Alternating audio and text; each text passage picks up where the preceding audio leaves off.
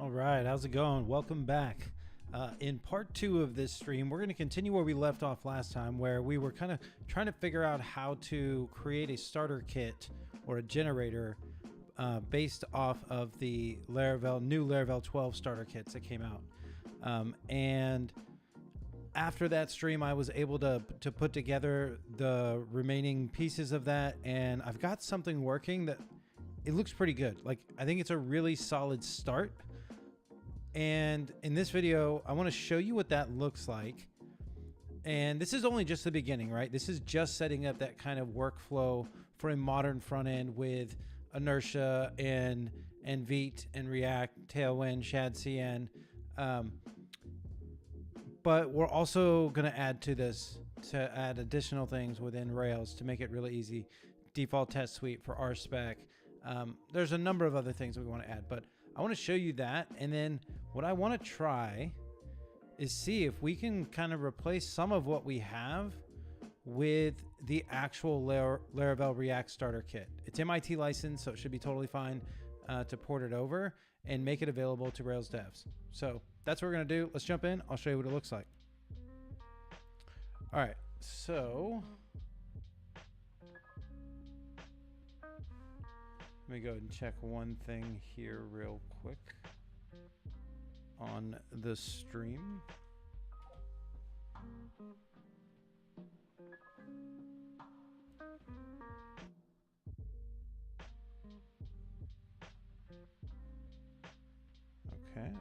Okay. All right, so let's do this. Let me show you what it looks like first. Let me zoom in a little bit here. So we're just going to create a new Rails app. We're going to skip tests because we're not going to write any tests for this. This is just the host application to show kind of what the starter kit does, how it works so far. We're going to skip solid. We're going to use ES build for our JavaScript, and we're going to use Tailwind for our CSS. And we're going to name the project demo. So let's go ahead and create that. Let the installer do its thing.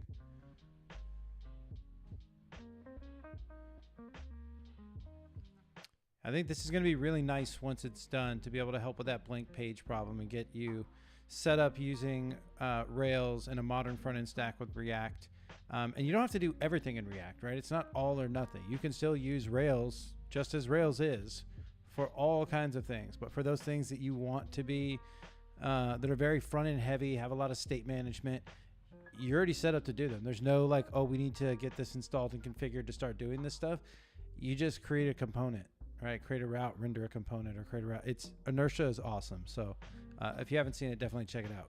All right, so let's cd into our directory. And we'll go ahead and open up our gem file here.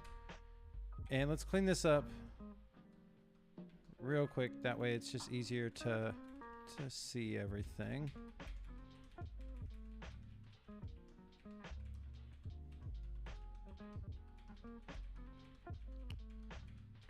We don't need any of this for this demo, but we do want to make it easy to see.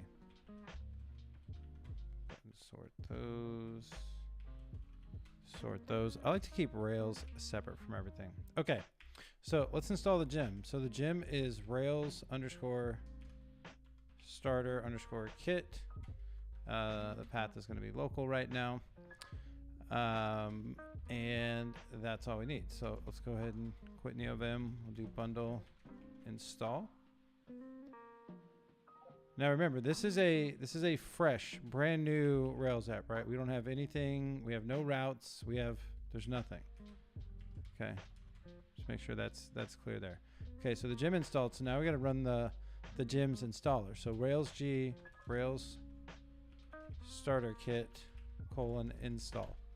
So we'll go ahead and run this, and this is going to get us all set up. So it's going to ask us if we want to install Vite. And we're going to say yes, because we want that good developer experience.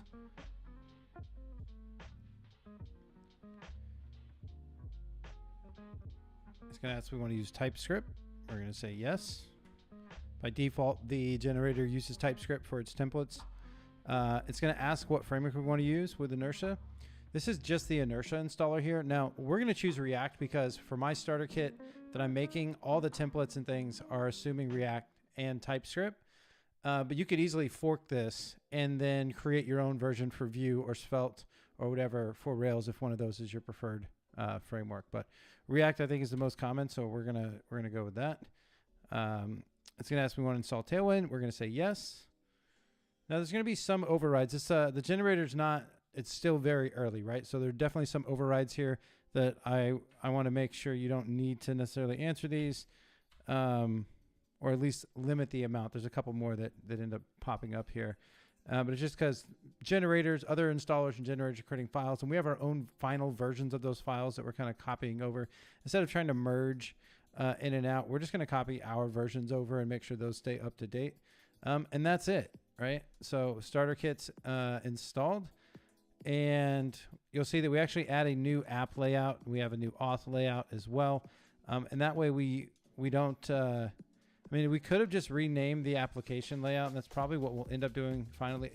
Right now, this is only meant to be run on new projects. It's not meant to be run on existing projects. Now, you can run it on an existing project, and it'll ask you to confirm for any of the things you want to overwrite if you've made any modifications to it. So you can rerun the installer over and over again, but it's not really made for that with some of the files that we're force copying over. Like if we overwrite your routes file, and that's a bad thing, right? Like obviously I have it in version control, at least I hope. If not, then you will next time, right?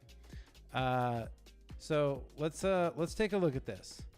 So if we scroll back up here, you'll see there's a lot of components here, right? So let's go to the top.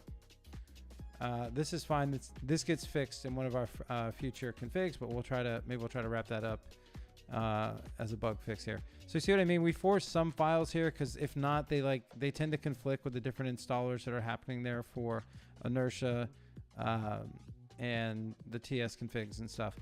But we're going to create a new directory.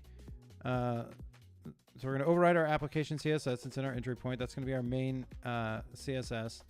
We're also going to copy over some config files, create a new lib directory. We're going to add some new layouts to the application, like I mentioned. So we've got an auth layout, an app layout, a dashboard layout. By default, Inertia generates an example kind of route and controller and component and CSS file. We're going to just remove those because we don't want them. And instead, we're going to replace it with a welcome controller, which is what you get with... actually, you don't even get a controller. And we could have just rendered the view. I guess maybe we should just render the view. In Laravel, you just get the component rendered. There's no backing controller for it because it's unnecessary. There's no logic in the controller, right? So we might actually have to remove that. But it's really easy to do. Either way, and then we force update the routes because we copied some things over there. We have a dashboard controller and a dashboard page. And then we've got some app-specific kind of dashboard components. And then we actually install all of the shadcn components within the application because why not? I guess the bundle could be large, but yeah, I wanted to make them available as part of the kit instead of you having to add each one. And there are a number that we need for the kit, but we might reduce this and just include the ones that are there, but we'll see. Right now we're just experimenting. So, let's install all of them, see what we can build. After it gets done adding all of those, then it's also going to add some custom React hooks in here.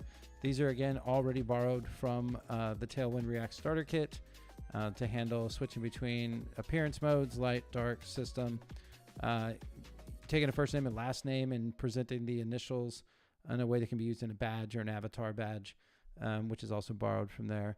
And then some stuff around mobile. Yeah, and then we're going to update the application controller. So we don't change the default layout, but we do switch the layout in the application controller. What we could probably do is replace the application.html.erb, but I wanted to leave that intact because, again, like I said, Inertia is not all or nothing. It's not you have to now build everything in React and Inertia and you can't do Rails. there are plenty of things that a Rails form is perfectly acceptable for, right?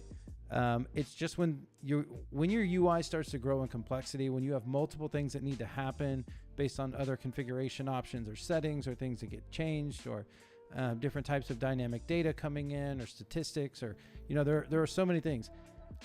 That's not an easy thing for Rails to do in a performant way at scale, right? You have to reach for something else to do that. And a lot of it you can do just with async, and you can definitely cache stuff, but it's really nice for a lot of that type of stuff, but you can still use Rails. So okay, let's see here. So yeah, that's basically everything. So we're in the project. Let's just go ahead and run it first. So I'm going to do Rails server, and then I'm going to put a new tmux pane, and I'm going to do Vite dev. We're going to start the Vite dev server. Okay, now we're going to come here. We're at localhost 3000. I'm going to reload. And there it is. Now, this dashboard route is showing here. It wouldn't actually show here if you were logged in. We don't have any auth or anything in this yet, but we're going to add that as well. I'm debating whether just to do the new Rails authentication and then build that out with registration and email confirmation and whatnot, and kind of have like a custom homegrown built off of that. Maybe that'll evolve over time, and or providing Devise as an option so that you could choose which authentication system you want, and then it scaffolds it out, generates the views, generates the controllers. All the views are Inertia views, and you can use shadcn with all of them as well, and so they're all pre-themed for you. So you have a really, really, really good starting place to kick off building an app and shipping something that looks good. So again, no auth right now, but you can also click in here to the dashboard, and you'll see that we have a dashboard page. Right, and this is all just, it's non-functional right now, but we do have a dashboard page. We have the things wired up within the Rails application, right? And so if we come back over to the Rails app, let me open this up in a new window so we can just go full screen on it. Let's start with the routes, right? So you'll see that we have a root welcome index route. Okay. Well, that means in Rails, we're going to have a welcome controller. So if we go look at our welcome controller, you're going to see the inertia magic in here, right? So inside the welcome controller index action is where we're going to render the inertia welcome component, and then we're going to pass some props to it. In this case, it's just going to be a message, right? And so if we look at welcome.tsx in our pages directory, this is our actual welcome page. I'm going to zoom out a little bit here. It's a little bit hard to see. But yeah, this is our welcome page, and that's how it kind of maps, right? So we have pages, welcome, and similarly, we have our dashboard page there, which we have our route for. And that's going to use a bunch of subcomponents in there to lay out the dashboard. And that's the piece that we're gonna change a lot of this in here, right? This is just like the starting place that I have, and I kind of did all of this from scratch. The only thing I copied over so far were the custom hooks that I mentioned, right? So we have like our appearance hook that will manage toggling between the different appearance modes, and the initials ones and a few other ones for mobile. Those ones I copied over, but everything else I created as part of this starter kit here, which at its core is not that. It's just this install generator, right? Which is this script that goes through and configures the project, installs all these dependencies, copies configuration files over and template files over, so that when you start, you have a really solid base. And so it's a pretty straightforward generator. It's going to get more complex. I'm going to need to break this out into different modules, or in a different way, as we start adding conditional support for different authentication methods, or testing frameworks, or pick your Rails gem. There are a lot out there, but the goal is to have a good template that has you a really nice production setup for things that you would need, practical things that you would need in production, things that I've used while building Rails apps and working on large Rails apps for over a decade. So it's not going to be just like a bunch of things, but it's going to be a nice tight subset of things that are pretty common practice, and we'll make them optional. So if you don't want them as part of the installer, you can ignore them, or we'll have a flag that you can just say, give me everything. Don't ask me any questions. You know what I want. Let's get to building. And so that's kind of the goal. So that being said, in this stream, what I want to do is I want to try to take what we have here, right? We're going to work off of this demo app that was generated. This is the host application. We installed the gem into it. We ran the gem's installer. Now we've got everything set up there. So inside of there, everything's going to live under our app JavaScript directory, right? And in there under entry points is where we're going to have the main Inertia entry point. This is where Inertia gets loaded into our application and gets mounted. So this is where we kind of, we find all the pages and resolve those, let it know how to resolve a page. And then we create our root element down here. So that's our main entry point. This is default Rails application JS that you get that has, this one's for Vite. I guess, I think the other one's in controllers. Our main CSS is here. You'll see that we're importing Tailwind. We're using Tailwind 4. We're also using React 19. And we've got dark mode based on a CSS class that we can toggle. That makes it really easy to handle the appearance using that other React hook that I mentioned earlier. And then we have some default styles here for shadcn, and that way it looks good out of the box. But they're super basic, they're super plain, and you can take this as a base. Like the whole point of shadcn is you can take it, and then they're your components now. And you can modify them to meet your needs aesthetically or functionally, and you have a really good solid base with accessible components that are consistent, and they look good out of the box, right? And so you have that, and you can override that as far as the CSS. And then controllers, this is all Rails stimulus stuff, so nothing in there for us. Under components, we're going to have UI. This is where all of our shadcn components are going to be. And we can see all the size of these. That's not bad for all the components, honestly. And then dashboard, these are where our dashboard specific components are. So we have like kind of our main component here, which has our sidebar layout, and our different menus and items. And it's very dynamic, right? So it's not like it's a ton of HTML. It's dynamic where it can be. And obviously that can be updated in different ways. This is just out of the box what we're starting with. So other subcomponents in there, and that's kind of what we have. We have our hooks down there. Like I said, this lib is just a utils helper for shadcn.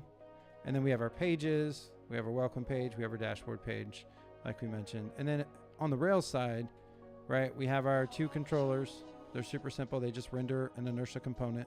So one for our dashboard. Again, we don't have any authentication yet. That's something we'll add later.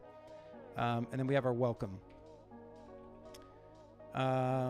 Now let's switch gears and let me show you what it looks like in Laravel, because this is what I want to copy over, because I think they have a really good balance in their starter kit of layout options and configuration. They've got a top bar or header layout. They've got a sidebar layout. Really the only two most common options, I guess not the only, I would say, but the most common options you see for that. And then I think there are 3 different layouts for the auth, right? You have like simple, card, and then split. Split is my favorite, but why not provide all of them? It's under MIT license, so let's take the stuff and copy it over. So to do that, let's go ahead and create a Laravel app. So let's do Laravel new demo, and we're going to choose React for our starter kit. We have the option between React, Vue, and Livewire, or none. None's just going to be regular Blade. And then obviously Livewire is Blade with Livewire and Alpine, and then you have React and Vue. We're going to go with React. We're going to use built-in authentication, but there's also support for WorkOS, which is really cool. Laravel has just been on fire lately. If you haven't looked at PHP, or you have a bad reputation of PHP from how it was back in the day, it's a completely different language now and has been for a while, and is actually really fast and performant since like, I don't know, it was PHP 7 initially when the new engine it's either 7 or 8, but it's gotten so much better. All right, so we'll choose Laravel's built-in authentication, and we're going to use pests for our testing framework. That's fine. And let it go ahead and run the installer.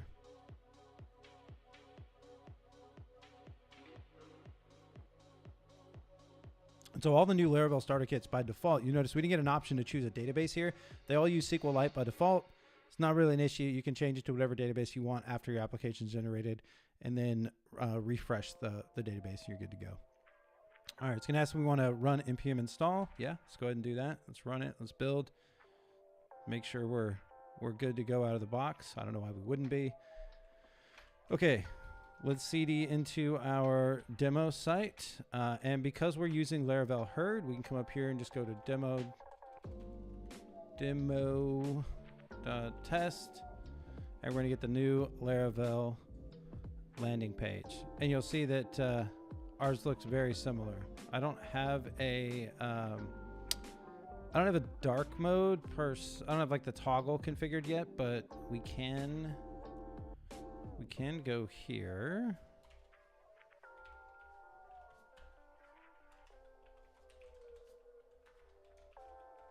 And just add dark and then come back and reload. And oh yeah, we have dark mode support, right? But it's we don't have the toggle right now, so it's manual.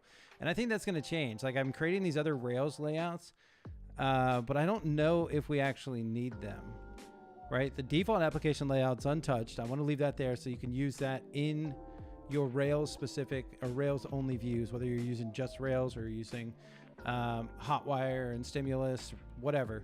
And then have a separate layout for the Inertia views. And then maybe in there, the layout is dynamic and it's in React. We'll see. All right, so let's jump over to Laravel. Let's go back here. You'll see that we have the Laravel landing page here. We're gonna go ahead and register to create an account.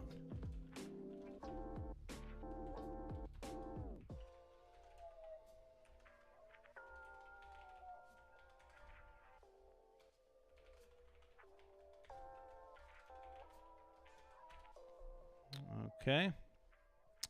And you'll notice that we get a nice dashboard here. All right, let's go back to, let's change the, let's go to settings, go to appearance, change it to light mode just so we can do a better comparison of what we have.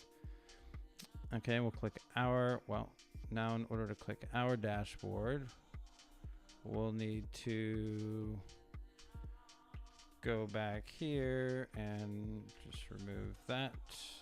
Reload. Okay, so you'll notice that we have a very similar dashboard, and we just took our template straight from shadcn. So this one is definitely straight from shadcn with a little bit of customization to it. So great. So what I want to do is kind of copy this minimal approach here. I think this is a little bit better of an approach. It's a little bit simpler, and the way that they have their component structure and how you can configure the layouts, right? So like we could take this, we have this sidebar layout in our Laravel app. So let's go into our Laravel app. We'll go to resources, JS, pages. I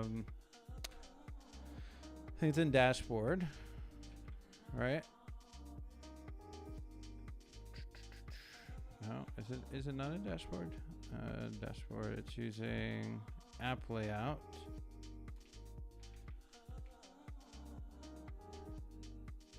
Yeah, there we go. So app layout is using app sidebar layout, right? But we have different kinds of layouts. So we come in here, layout, app, we have app header layout and app sidebar layout. So that's the app sidebar. Let's look at app header. So if we just replace that with header and come back and reload, let's see here, app, oh wait, we need to run. So if you run reload, it's not going to do anything because again, we need to run Vite dev or Vite dev. And we can't run it twice because it runs on the same port. Otherwise, you'd have to run it on another port. So we'll go ahead and stop that Rails version. Come back here, get rid of that space, Vite dev. Okay, that's going to run now. Now, if we come back and reload, you're going to see that we've switched to the header layout, right? Is that what it's called? App header layout. right? So that's cool. So you've got a couple of options there. So that's what I want to do. I want to be able to pull those options over into the Rails starter kit that I'm working on so that we can have that kind of configuration option within Rails as well. I think they're simple. They make sense as far as the components. They give you a lot of flexibility out of the box to build some cool experiences pretty quickly. So because they're all very similar, I'm thinking what we're going to do is we're just going to try to copy them over into our host application, see if we can't get them working. And if we can, then I'll end up migrating them over into our starter kit. That might not happen on this stream just due to timing. It might happen on another one. It might happen offline. Because I mean, there's nothing super crazy about the generator, right? It's just copying files. So we're just going to, again, move these files over and then update our script to copy these files whenever you run the installer after installing the Rails starter kit gem in your application. And that way it sets you up with this scaffolded layout of all these components. And then you can go in and customize them as you need. And it's going to be really useful for me because I work in both Laravel and Rails. And now I'll be able to jump back and forth with essentially the same base components for layouts, especially if I'm, just working on a demo for something or trying to, proof of concept something. So that'll be really cool. Okay, so that being said, let's go to our Rails demo and let's go ahead and do a commit.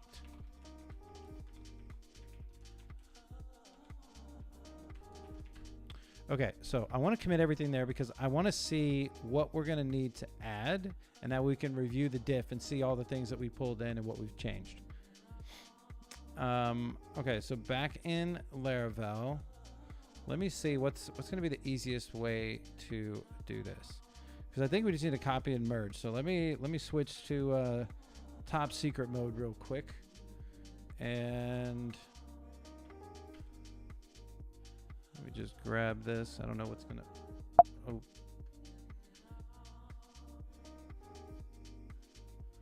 All right, so for the play-by-play, I am just merging some files here, right? So I need to find, I'll just open these back up in two separate views.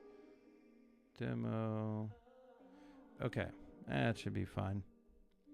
Okay, so what we're going to do here is we have our Laravel application, and we're going to go into our resources JS. And here's where we're going to have components. This is the other thing, right? It has all of these base components. And then it has its shadcn components, which is just a handful. Obviously, you can add more. And we might actually roll with this setup too and not install everything in shadcn, right? So essentially, because we're using the same thing, right? We're using inertia and it's expecting the same structure. I think we're going to be able to take all of this and replace what we have, and then we'll see what breaks and what we need to fix, right? So we just want all of this. So we're gonna go to our demo app, and again, we're gonna go to app, JavaScript, and it's gonna be in here, right? So we're just gonna paste this in, and let's see what happens. We're gonna apply to all. We wanna replace all of them. Okay, so now if we come back into pages, everything should be replaced. I don't think there's any chance that this works right now. Well, we'll try it in just a second and see. Okay, pages, welcome. Okay, so obviously we're not going to want to copy the welcome page over because we don't want to replace our welcome page necessarily.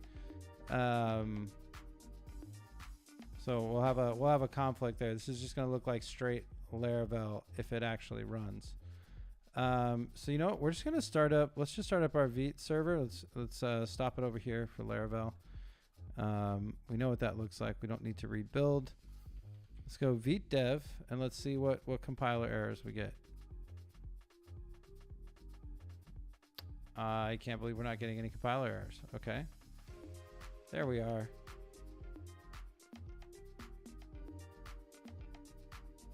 Okay, so it's looking for a headless UI React. So we clearly need to install that.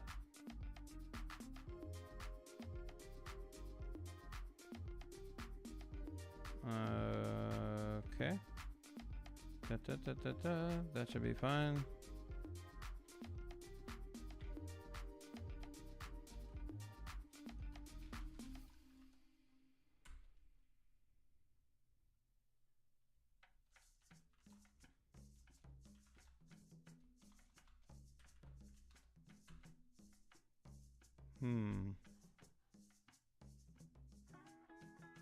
Oh, does it only work with React 18? No. Let's check Laravel. Did I not?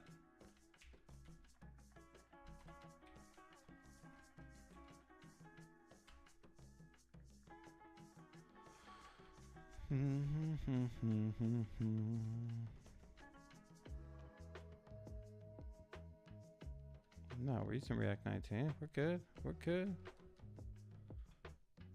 Okay, so we have a dependency here. Yeah, I'm not sure what of these other dependencies we'll end up needing as well. All right, calm down.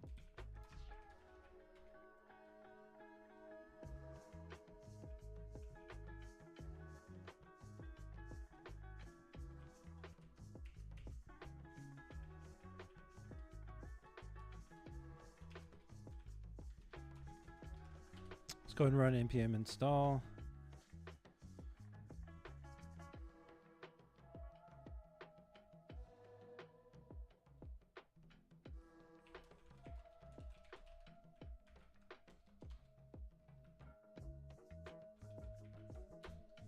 Let's remove our package.json lock and then run npm install.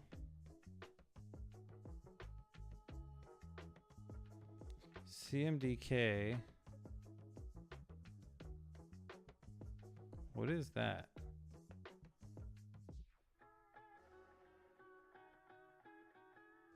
CMDK.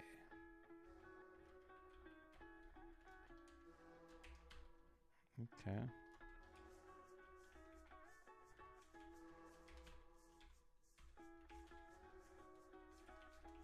We'll see what it's used for.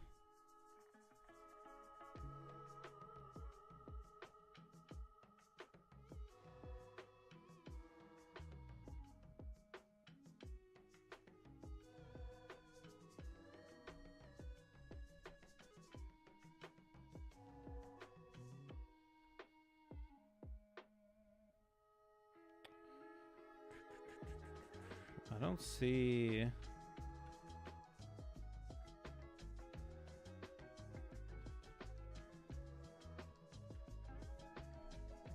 I don't see why that would have broke it though.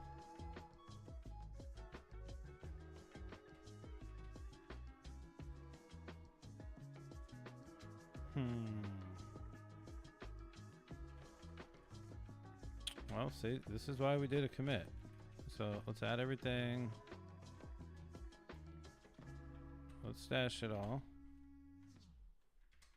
Come back, reload. We're back to where we were. Okay. So now we can come back to our landing page. We still have our landing page. Let's try that again. Okay. So we want all of these. Let's go through here.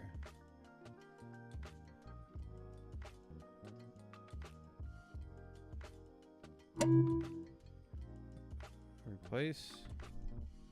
We break right away. Okay, so it looks like headless UI React.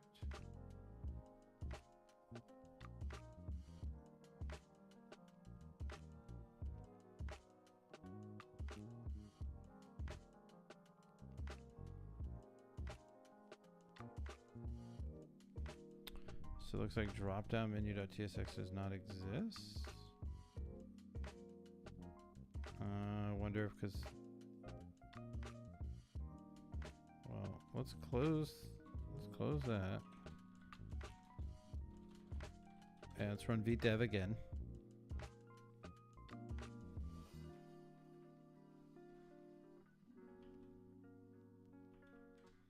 Okay, so we know headless UI React does not work. Okay, so let's go here.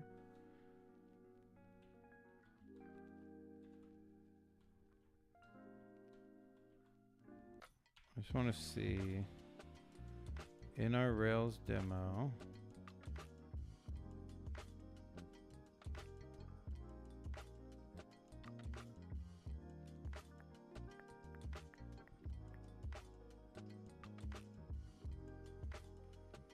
Interesting. Okay. So there's definitely some different packages that got installed because we installed all of the shadcn, I think.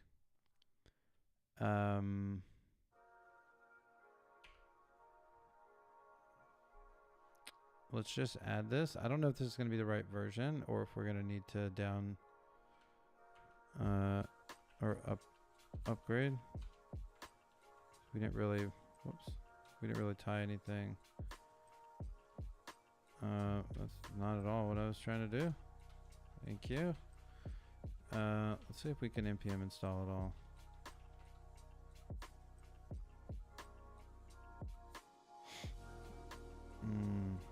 Looks like we're going to keep getting issues here because of our version mismatch. Okay, so let's see what we need to keep out. So we need those two separate. Radix, Tailwind CLI, Tailwind Forms, Tailwind Vite, Types React, plugin.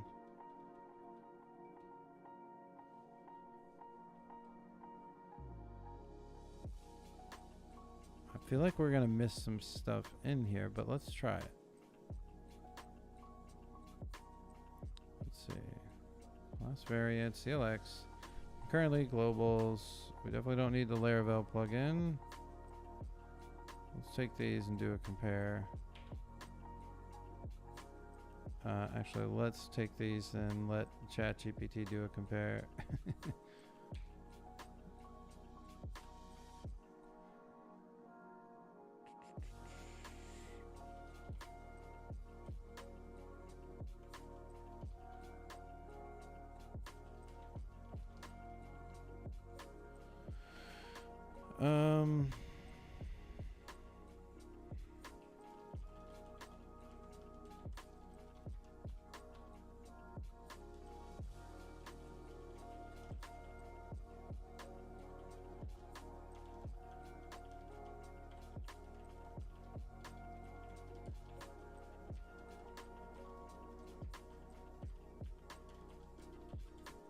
All right, so let's go ahead and take the Rails one first.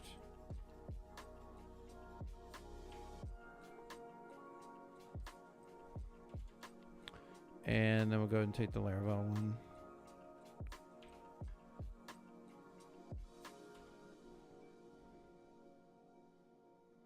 And we'll see if we can't do a comparison on these.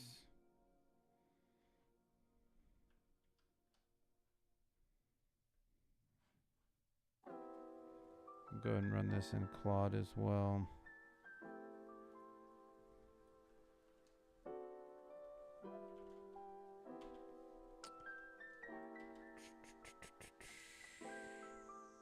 Okay, so it's saying has a name at the top, omits project name. In the Laravel one, drink my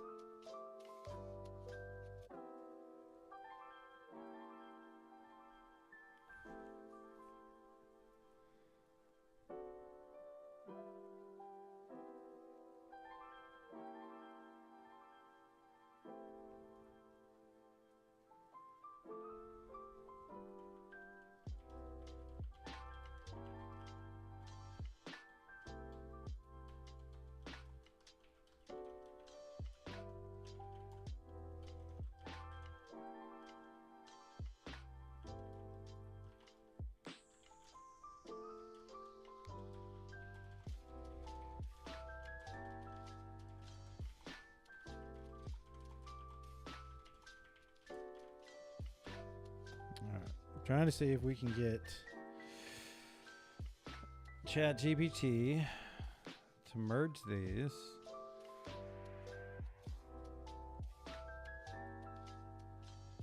Although we're gonna have some different dependency differences. And I need this to be in the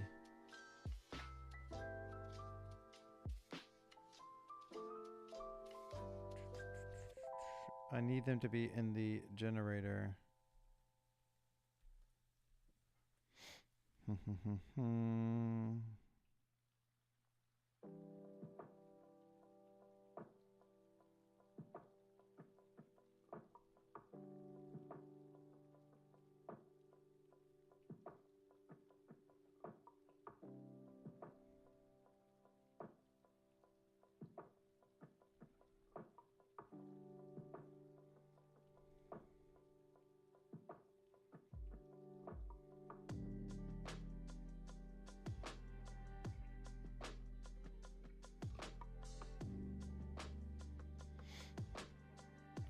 All right, let's see what we have for Rails. I think this is going to just like break it entirely, but let's see.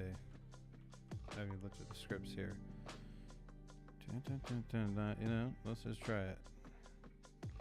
YOLO.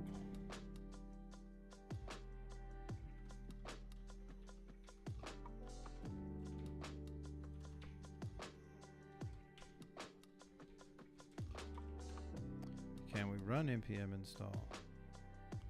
We cannot. Again, we're still getting this dependency error here, which I don't believe the other one had. So it merged it in, but it kept this package. CMDK, I don't know if that's for, but you know, we're just experimenting here to see if we can copy these over without having to manually do it.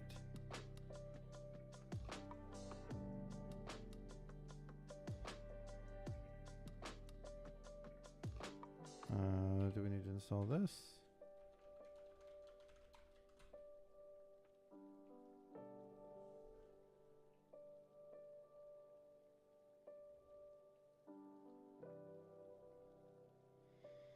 All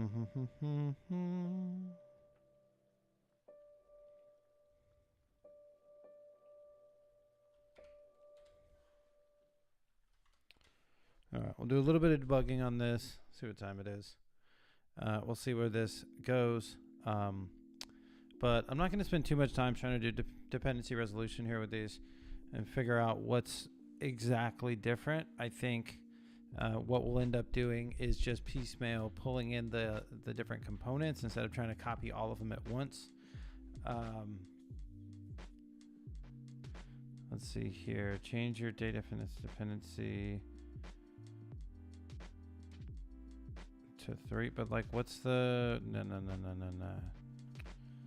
Like ChatGPT is just like so wrong most of the time. All right, so date, we don't have date anything, which means it's a sub dependency of something else.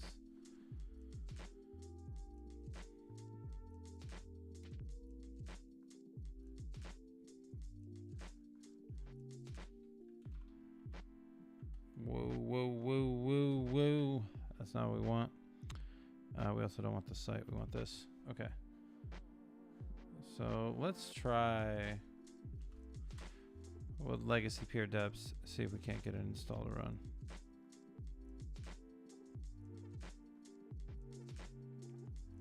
Okay, unsupported engine. That's promising. Let's go and see if we can kick off a Vite dev. Come back over. Reload. Hey. What do we got?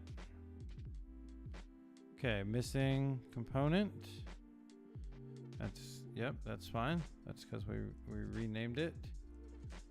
We're gonna have to figure out the peer resolution there, so I don't think we can just copy straight over. But let's try this. So, welcome controller. Is it just because this is named welcome, or do we have to, right, like, let's open up a new tab and we'll say welcome.tsx. So it's pages welcome. It's still named welcome.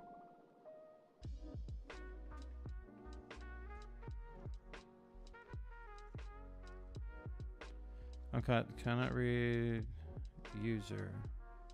Okay, yeah, so then we're gonna have all of these issues here where auth doesn't exist. This is one thing I need to know how to do is how do we, so type shared data is there. What is this like doing in Inertia? Let's look at the Inertia Rails dev, which pretty good documentation actually. Click get started. See, what would this be? Shared data. All right. Sometimes you need to access specific pieces of data on numerous pages within your application. For example, you may need to display the current user in the site header. Passing this data manually in each response across the entire application is cumbersome. Thankfully, there's a better option: shared data. The Inertia share method allows you to find data that will be available to all controller actions automatically, merging with specific props. Okay, so share data. And then we can give it a key and a value.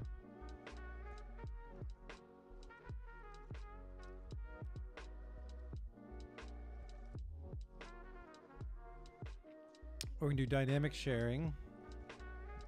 Okay. If user signed in, then we can add that. That's cool. I guess we would put this in application controller or something, right? We'll do this for this demo, but I do want to kind of build this into the installer. I don't want to.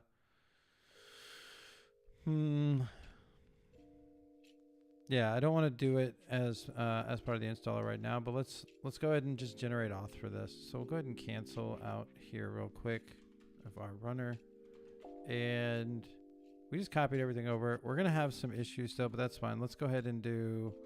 Let's run a commit there. Git commit, add Laravel, React, starter kit, base. Cool. Now we're going to do Rails G authentication. And this is going to scaffold out the new Rails authentication. It's a really good starting point, but it is kind of bare bones. And so you're going to have to build on top of it. We're going to totally provide this as one of the options for authentication, and we're going to build it out fully. So you'll have sign up, sign in, forgot password, confirm email address. We probably won't get into unlocks and things like that and locking accounts. If you want something like that, you could add it yourself, or you could use something like Devise, which we'll probably also support as an additional option. Okay. So the reason I generated all of this is, and let's go ahead and run our migration. Rails DB migrate. That we've got that all created, is because I wanted access to a user, and we're not going to use auth. We're going to pass some shared data as, I think it's called current. Let's go ahead. Let's do this. Let's move our server to another tmux window real quick. Come over here. Open up Vite dev. Then we have our Vite server running. And let's go ahead and switch back here to Rails demo. Okay, so what we're going to try to do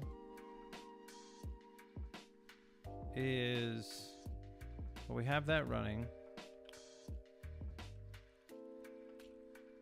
Switch back here. So for our shared data, I need to know where it's coming in, because right now it's just saying at the controller level, but we're definitely not passing it at the controller level. So where's auth coming from? Oh, it is saying auth is a thing.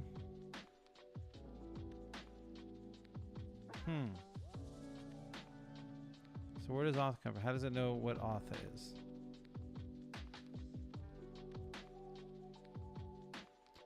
Once you have shared the data server side, you'll be able to access it with any of your page components. Here's an example of how to access shared data in a layout component.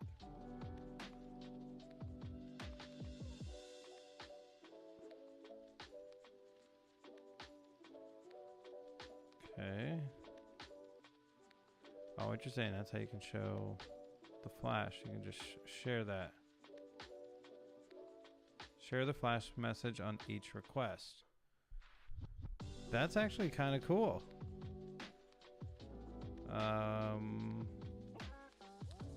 So you would need like a flash or an alert component, right? So we can put that in our application controller.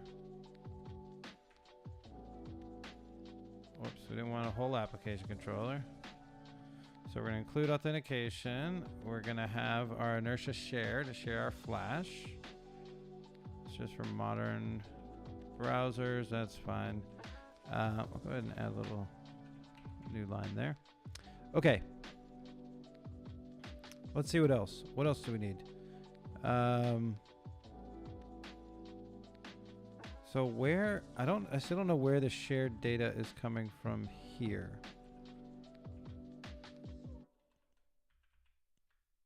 Nope.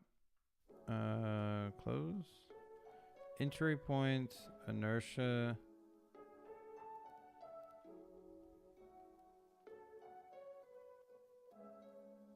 Resolve component. Here's where we can set the layout, which I think this is going to have to be updated because I don't think we're using the actual layout yet. I mean, maybe. Right, but like use page shared data props. But where does it come from? So auth.user. Well, let's look at current, right? So current is going to be the new model that we have. It's going to have a user on it. So let's see. I wonder if we can just sign up for an account real quick. Well, you'll see that we have our form. We have no styling on it. We can't sign up for an account because there's no registration included by default. But what we can do is we can just open up a Rails console, create a new user.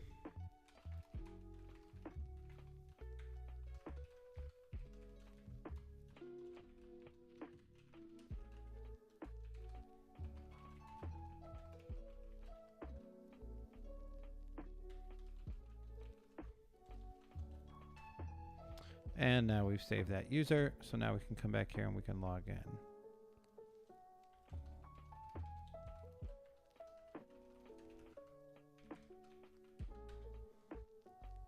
Okay. Cannot load such file bcrypt. All right, so we probably need to bundle. All right, so let's come here. Let's go ahead and cancel that. Let's do a bundle. Cool. We'll open up a Rails console again. And we'll switch back over here to our process, reload our server, our Rails server. We'll go ahead and restart Vite as well. And now let's jump back over and reload. And we should be authenticated now. You're not going to be able to tell that we're authenticated, except for if we try to go to session new. Well, I guess it's not going to kick us back out. Let's try that again. User at example.com. Password, sign in. Okay, now it tells us to change our password. So now if we were to go to session new, it's still loading. Okay, so I guess it just doesn't block anything, but we are signed in. We should have a session.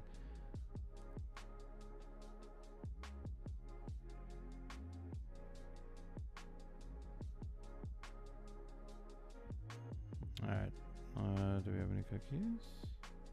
We do. Okay, so we have demo session, Inertia session. There's actually a bunch here, so I don't know which ones are which. Let's just delete. Can we not delete all those?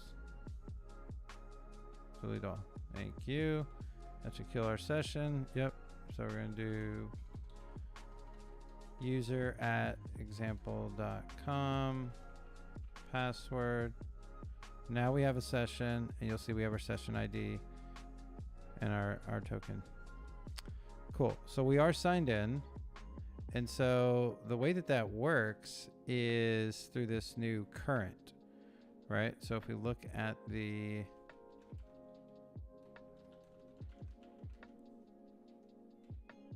Rails 8 authentication,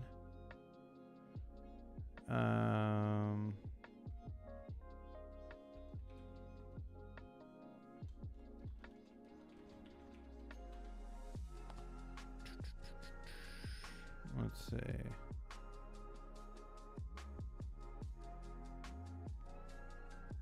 I think the current's going to give us a user, right? So we are signed in here. Let's see what errors we have now. Canary properties undefined of user. So what I want to know is how can we get our user off of here? If we don't have auth, then what are we actually passing?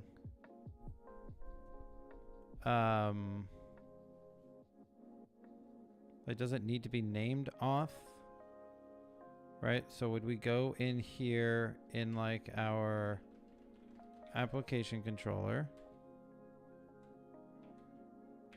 right? And we would say, this would be one of our conditional. Inertia share.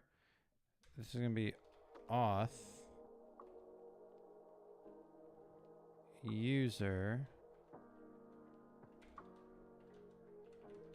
current. Let's see how this works. So in our application concern, we're going to have current.session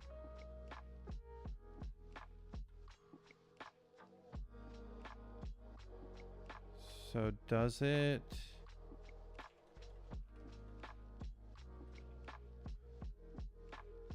delegate user to session? Okay, so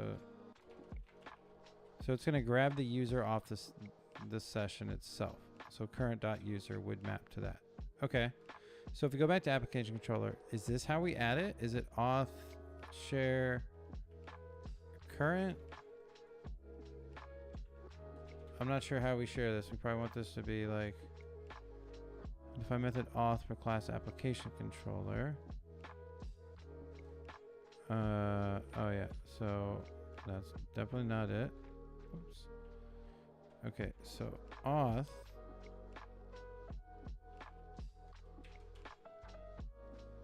going to be current. Now if we reload, route is not defined. Okay, so that did work. So now auth actually works. Okay, so we can't use route. We don't have a route helper.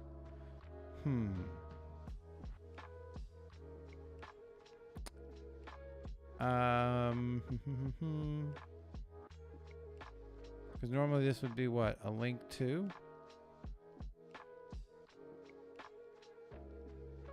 Or it would be like the actual path, right? So we would need to make sure that we have all of these routes,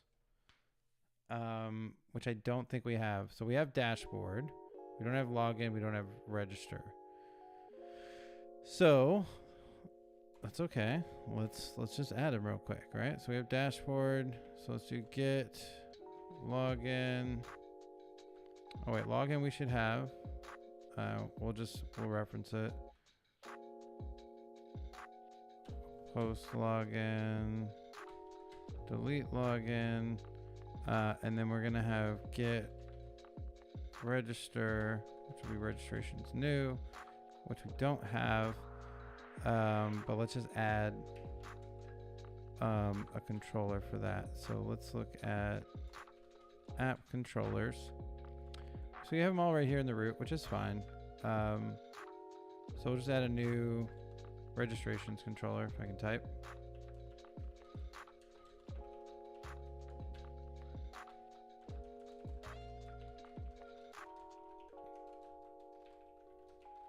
We'll inherit from application controller. And here we're going to say allow unauthenticated access because everything in here is going to be before you're authenticated. All right, and I think that's how we have to do that. So we just care that the route helper works. Okay, so now current should be fine. We shouldn't need this anymore. Let's open up that welcome TSX and let's find route. Okay, so normally how we would do this is we don't have a route helper. So it looks like, is this a JavaScript helper or is it actually interpolating? I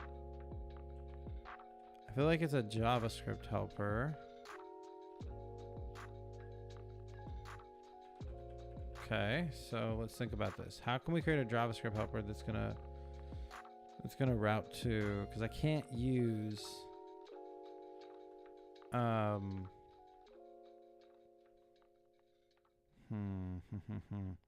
I can't use Ruby in here, right?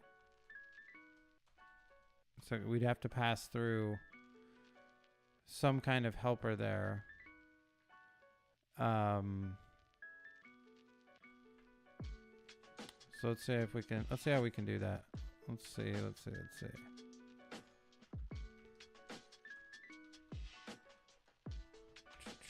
It would be nice if that's possible, because then we can be pretty similar. Let's ask Claude. I don't trust ChatGPT with this one.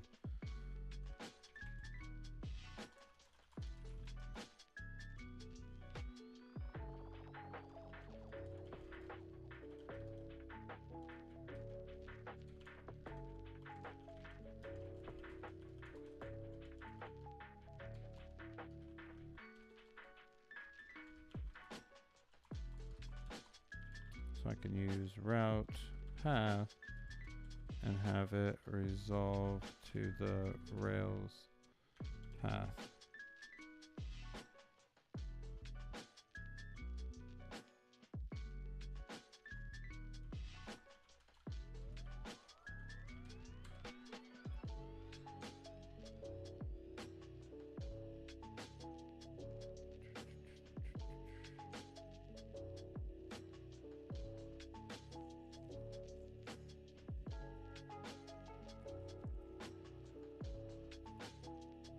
Oh, see, I don't want to do that. I'm not going to expose all of my routes. Yeah, so basically what it has is like, here's a helper to expose all of your routes. And I guess you could limit the routes that you expose there.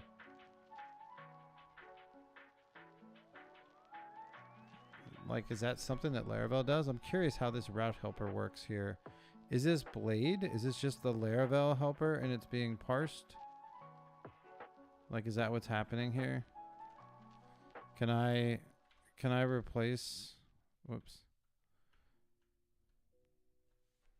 Can I take what's in here? That's not going to work for me. Okay. And can I do dashboard path? Like, there's no way that works, right?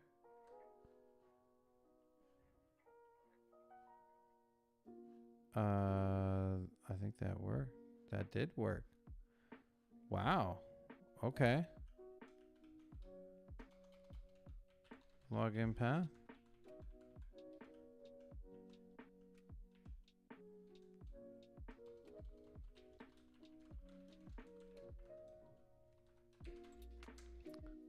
Login path is not defined. Route is not defined. Yeah.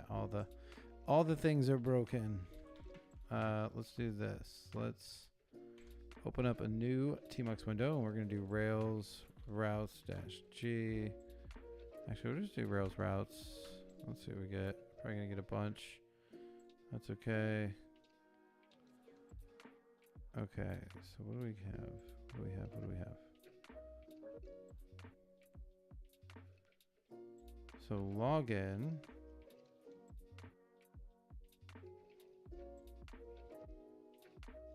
So login path is definitely a thing. I shouldn't have to name it, right? As login. Yeah, it's right there, login path. Register path. Oh, okay.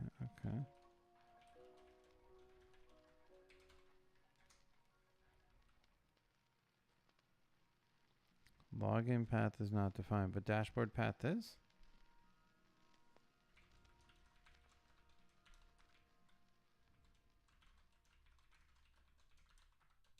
That's what I don't understand. These are? Yeah, dashboard path is not defined either.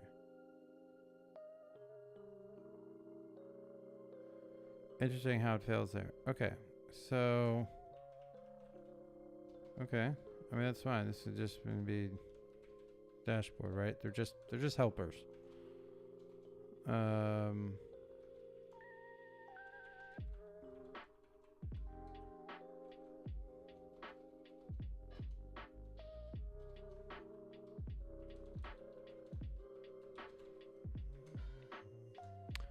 Cool.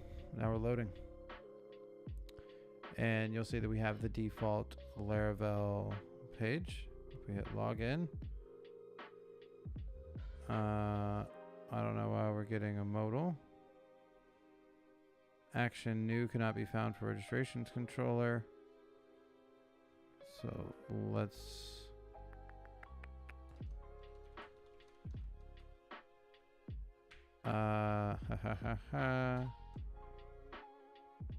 Is that what we render? I don't know. Let's go look.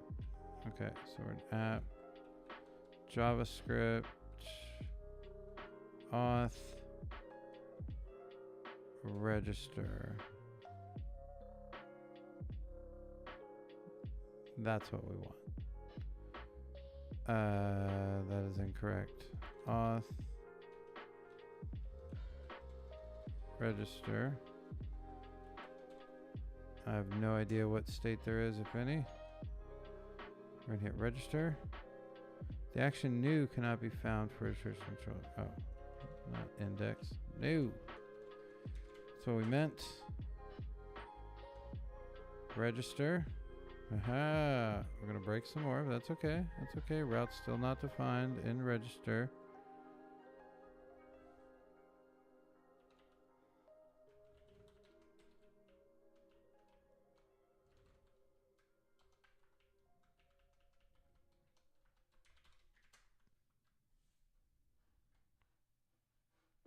Okay, got another route. We're just going to login. It's okay. I think that'll even work as a string. What else? Route is not defined. Auth simple layout. I mean, it's basically anywhere we have route, right? Let's do this. Let's open this in VS Code real quick. And we'll just search for route, open paren, and we'll go through each one of these. I mean, that doesn't exist, but that's okay. We don't expect it to. We just expect it to work.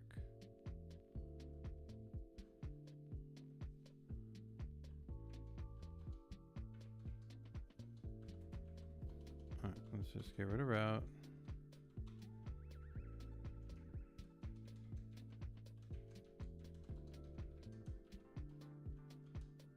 Okay.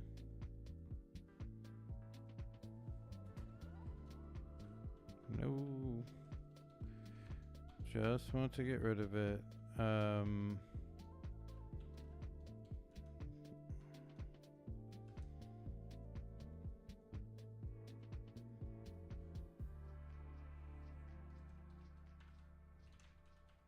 That's just going to be there, not home. We don't need the parentheses.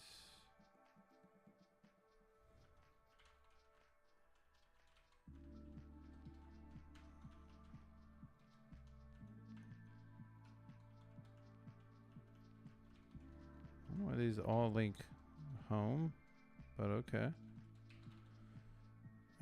Any more in there? Nope. Okay.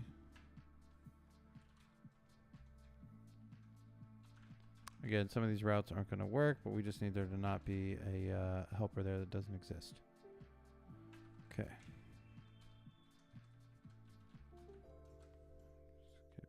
rest of these.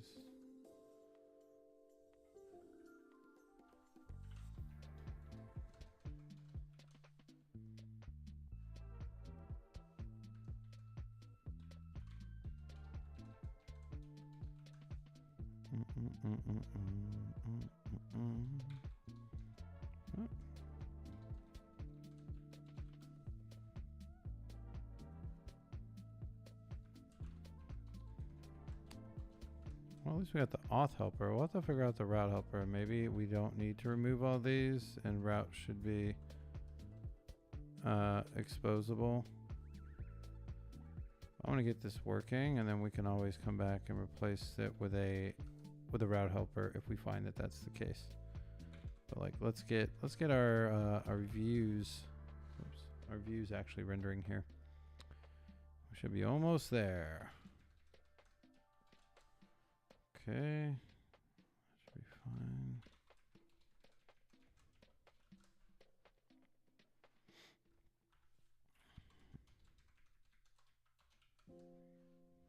Okay, so I think we got them all. Hey, we have a registration view. For some reason, our login view is taking us to... Oh, because it's not rendering our other one yet. That's why. That's why. Okay. So it's because we need to actually replace our session new. Right, our session new right now is just a form, right? So our session controller new, session controller new. What do we need to do? Well, we need to render inertia, and this is going to be auth login. No props either, right? If we come here and we look at our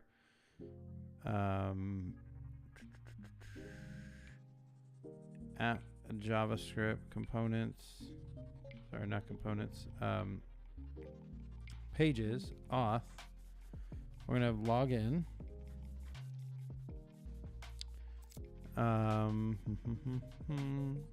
See what else we have. I think we're going to need to do the exact same thing for passwords controller. We're going to render inertia auth. Is this reset or forgot?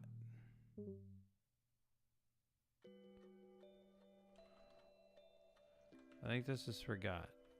So we'll render that with inertia as well. All right, so let's switch back, reload, which we shouldn't need to do because we have Vite running. Let's hit login now. Now we're gonna get taken to the login screen. We're gonna hit sign up. We go back to the sign up screen. Very nice. If we go / dashboard, okay, see what we have here. Okay, so we haven't replaced our route yet. So let's come back to our dashboard controller, and this is going to be in, it's just dashboard.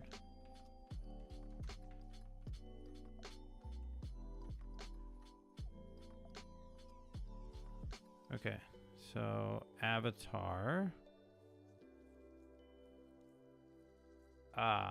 Let's see, app header. User.avatar. Okay, so it expects our user to have an avatar. Well, we're in Rails, right? So that's super easy to do. Let's open up our user model. And let's just say has one attached avatar.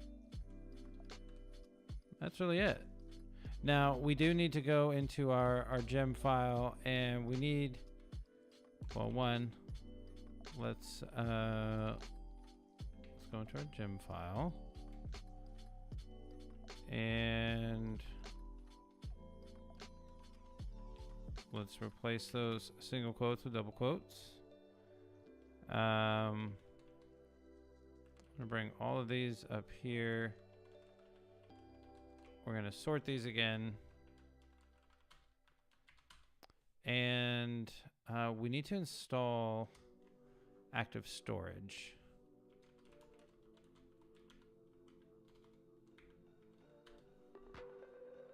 Okay, so requirements. We need the image processing gem, so that's the gem we removed.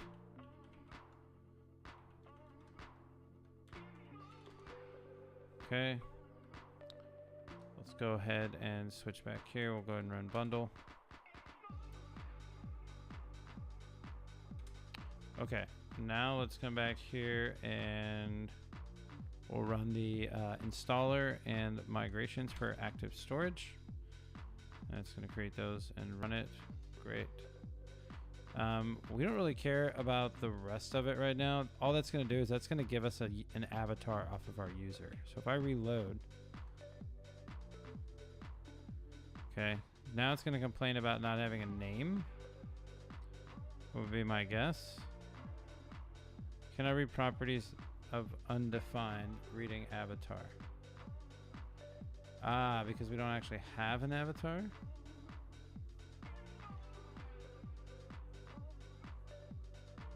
Interesting. Okay, so I wonder if we can remove that in some way. This is gonna be dashboard.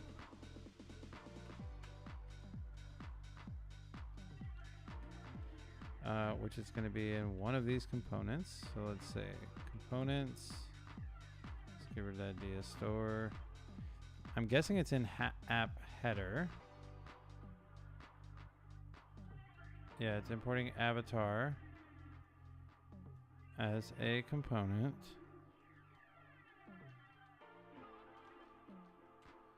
And then here we're passing through the avatar image.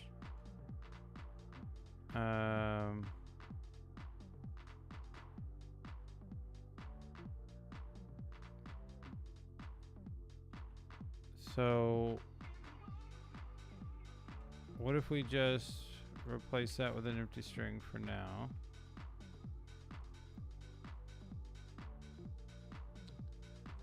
Read property name. Do we have a name?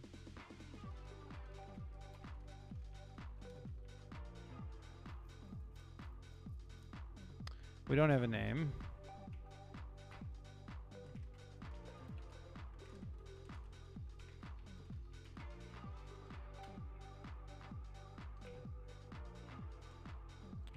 Rails G migration, add name to users, name string, the end. Okay, we're gonna add it there. Great. Rails DB migrate. Okay, now we're gonna come back up here into our Rails console. We'll grab our user.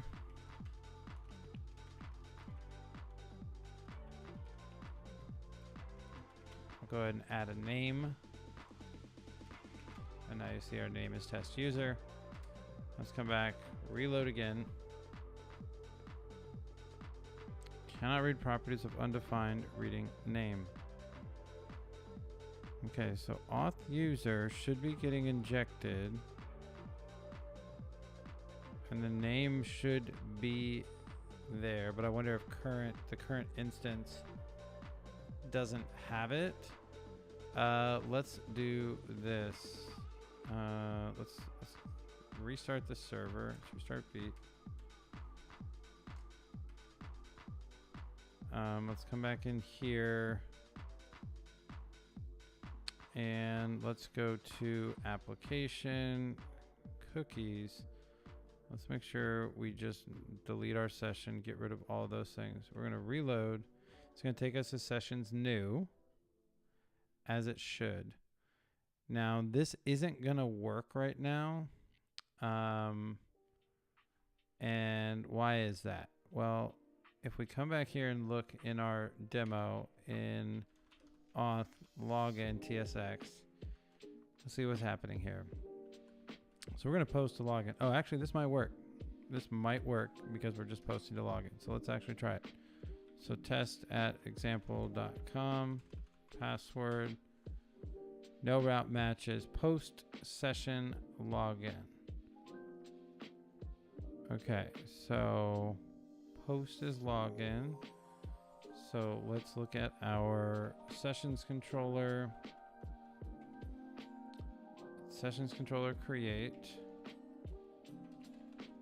Let's check out our routes.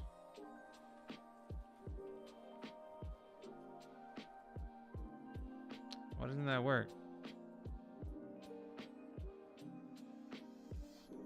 It's right there, right? We have the route. No route matches post session login.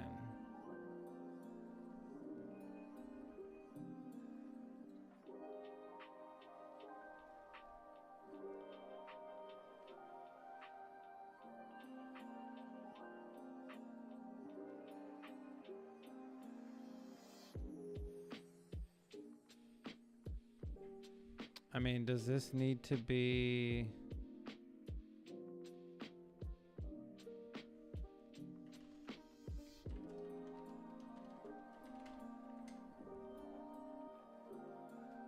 Let's try again. Test at example. Session new.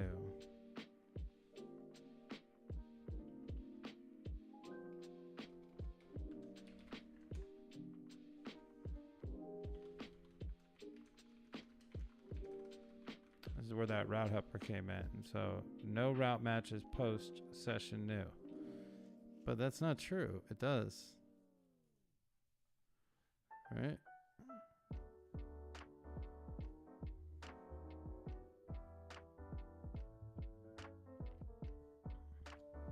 Oh, wait.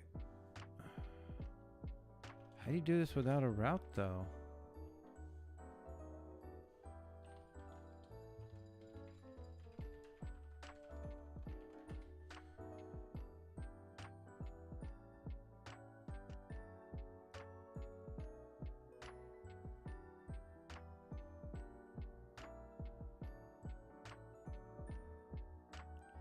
Okay, I don't know why this changed to Christmas music somehow. Let's change that.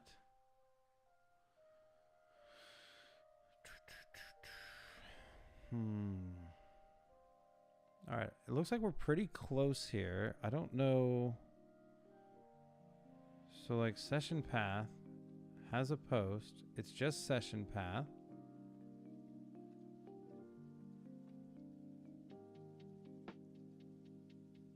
It shouldn't be new. It should just be session.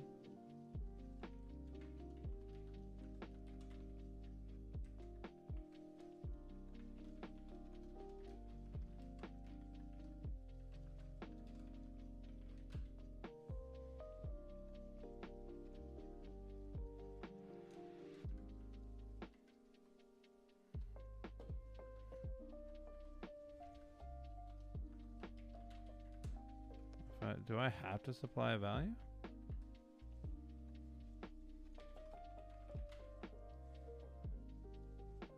I guess so. Okay.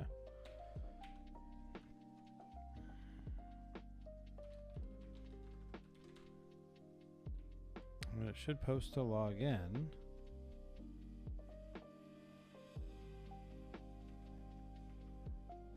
I don't see why that wouldn't work there. Chill out.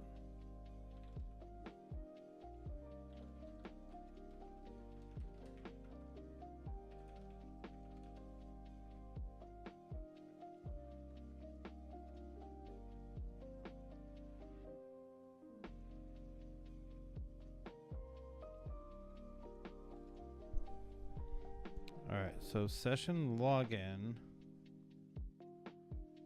doesn't exist. And if we give it an empty string, where does it go to?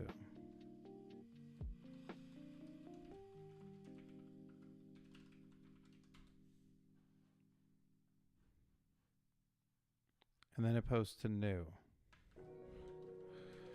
Okay. So for our sessions controller, it's kind of weird that we need to do this. But what if we just rename this to login?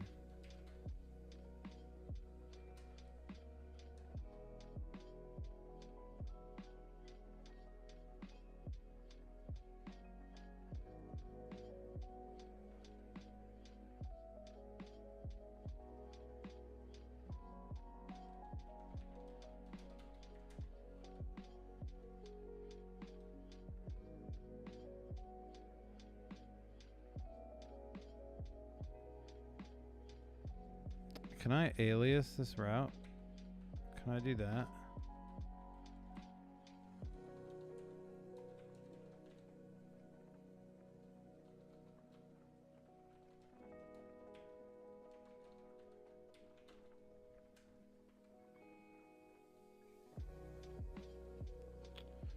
I can't do it as part of the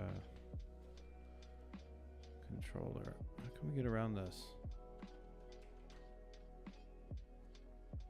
I feel like I got this working as well, and I forgot how I did it. We're so close. I don't want to leave it like this, but we might have to.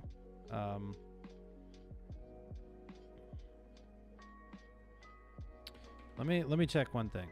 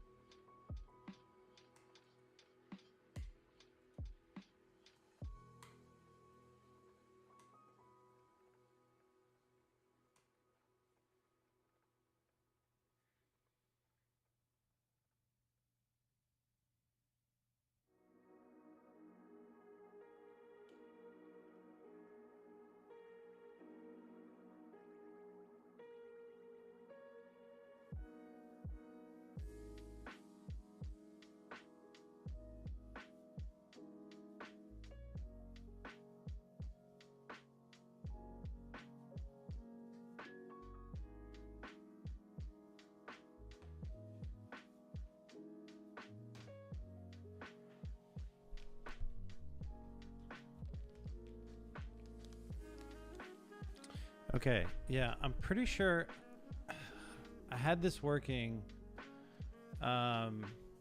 previously, just kind of, I think it was just using shadcn, but it's just a routing issue with this post.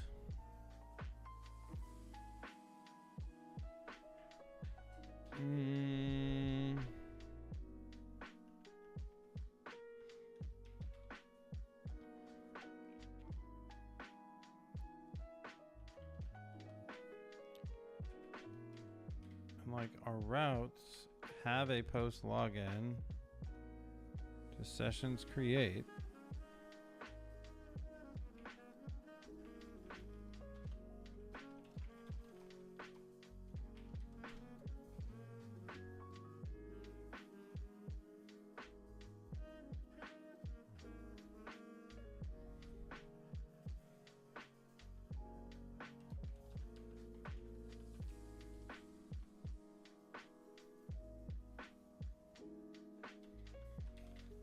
Authenticate.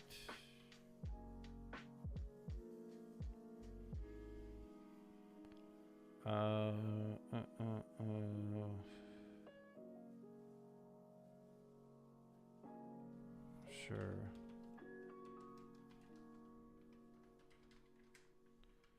I don't really care as long as it works. Test at example.com. We can always refactor later. So it's defaulting to just posting to session.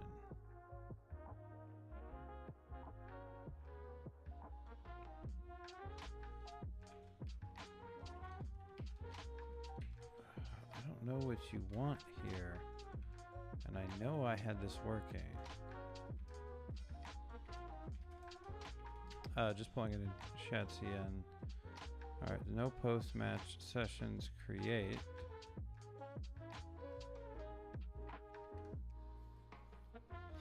All right, is there a routing? There's got to be a path helper.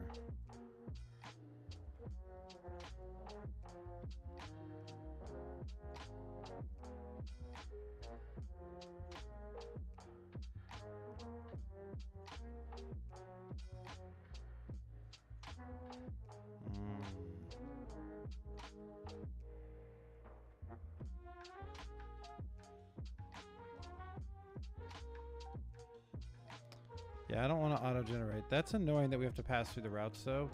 What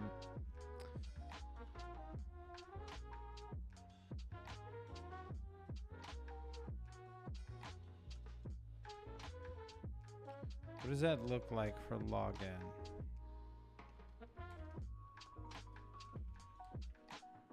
So session controller, new, login. We're going to pass props here. And that's going to include,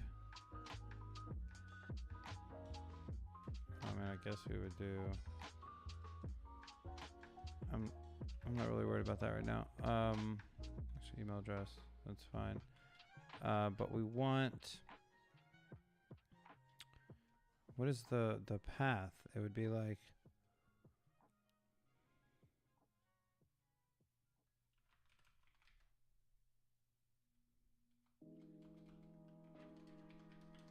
so login path is going to equal, is it sessions path or is it session? Sessions.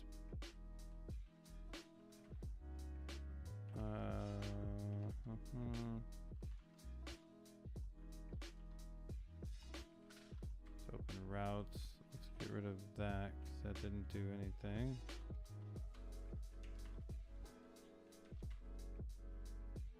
I mean, we might need to give it the actual path.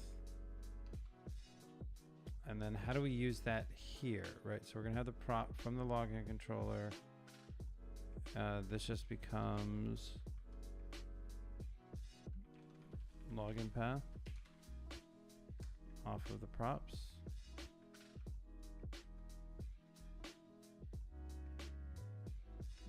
Okay, and then this is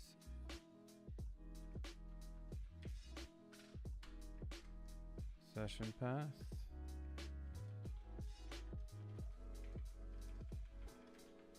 Okay, let's clear out our network request, log in.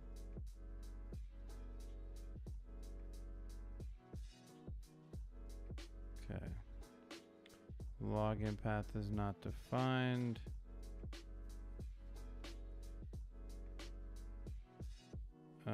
Login.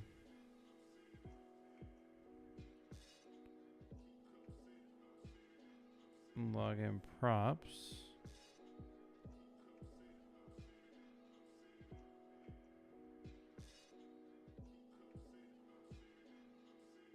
So auth is current, and we do have login path. Oh, it's just slash session. That's all it's given us? Seriously? Are you telling me that all I have to do is slash session?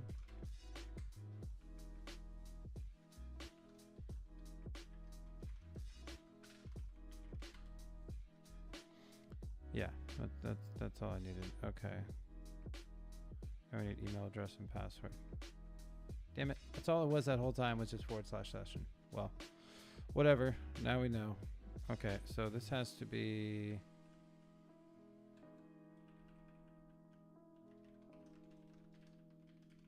We're going to name it email address. Type is email, autocomplete is email, set data, email address. Placeholder, there we go. Password should be fine. Login form is email. Address.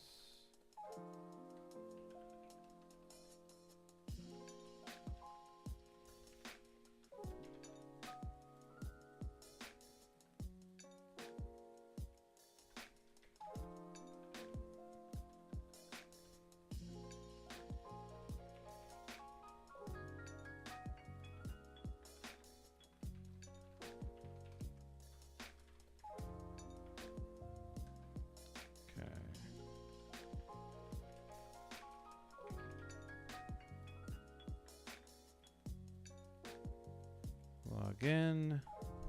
One or more finder arguments are required.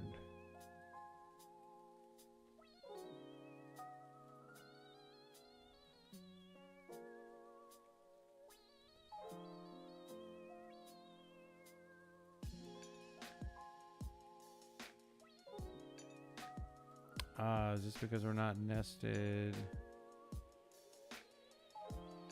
Permit.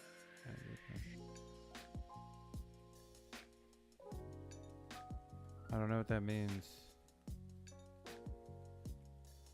What does that mean? One or more finder arguments required.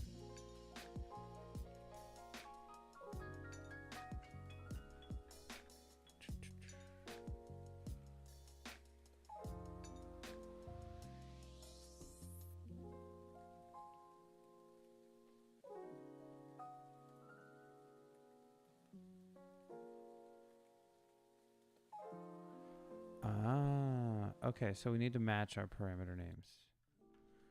My bad.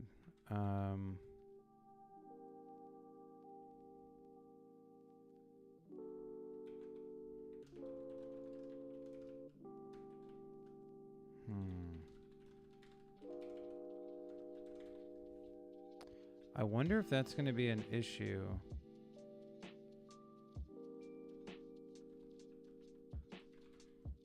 And how we're gonna map that. Because don't these technically need to be camel case? That's the issue, right?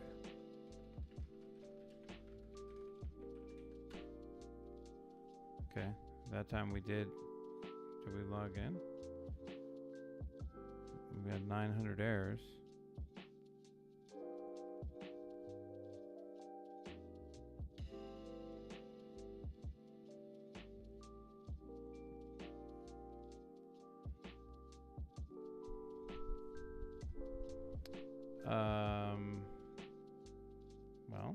Well, let's check our session. Looks like we do have a session token. Let's delete all of them. Sign in. Can't verify CSRF token. Oh, we probably need to reload because we deleted it from the page. Okay.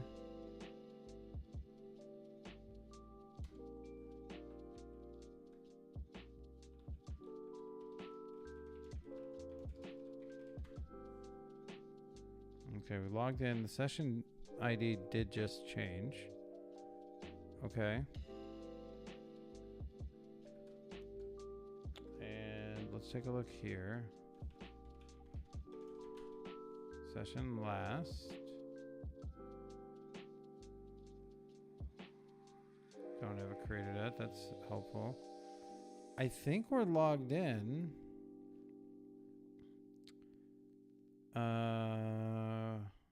After authentication URL. This has got to be in our concern. Authentication. After authentication URL.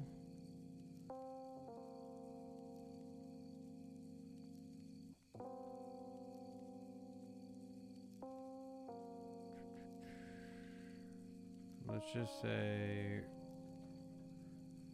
after authentication.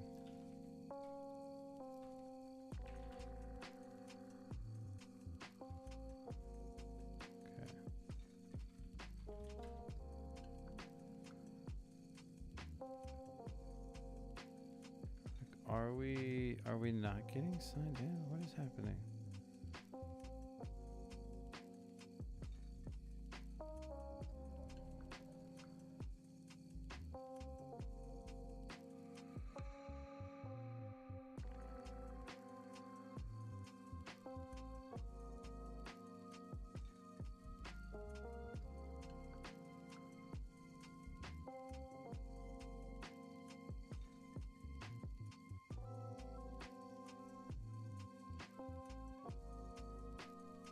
Okay, we don't have a remember. So is that the problem? That we're submitting password.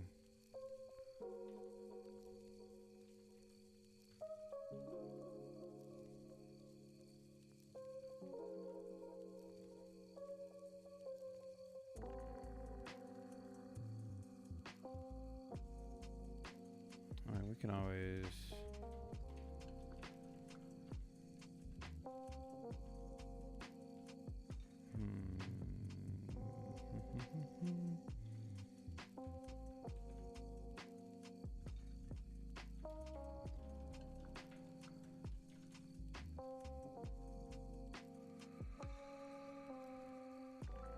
I think we don't have any errors now. Okay, no such column, user.remember.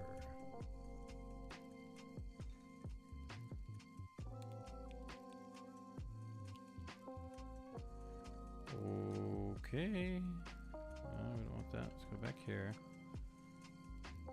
Do we want it to be called remember? Is that what it is here? Remember.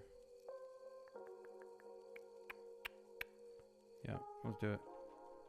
Rails, G, migration, add, remember to users. Remember, Boolean.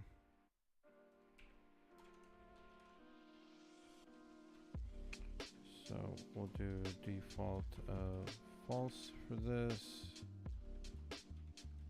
Rails DB migrate. Let's come back, reload, sign in again.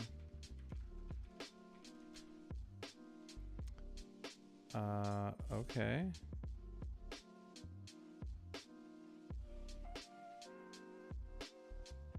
What happened?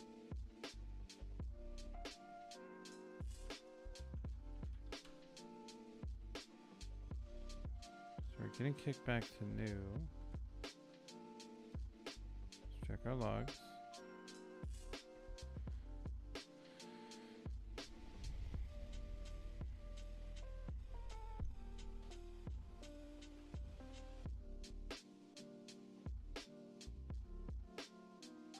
So it's saying it's getting session.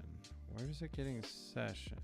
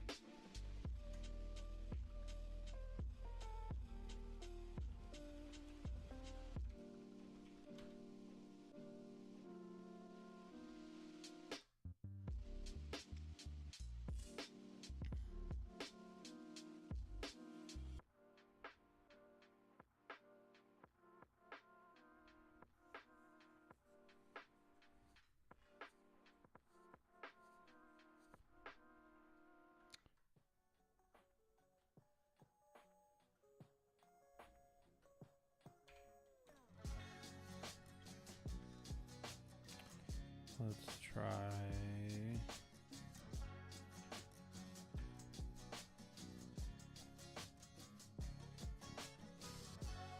try one more thing, and then I think we'll end it there. We're so close to getting this login working. Obviously, we got to build out the registration and everything, but that's not the point of this. The point is just like, can we get this loaded?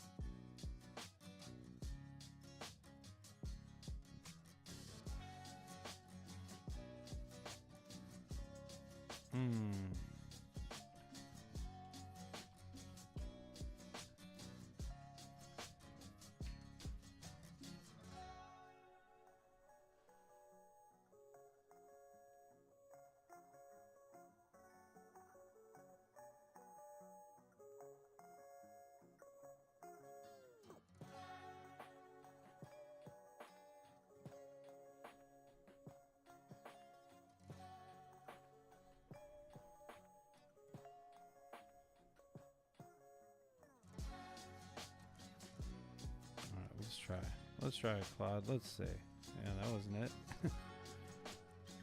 Fail.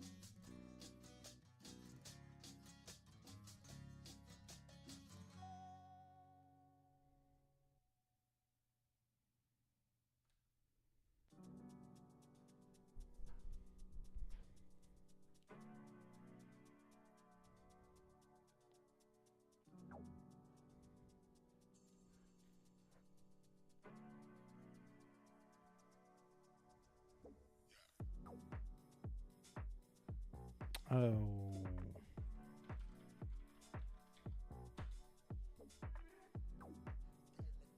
Just make sure my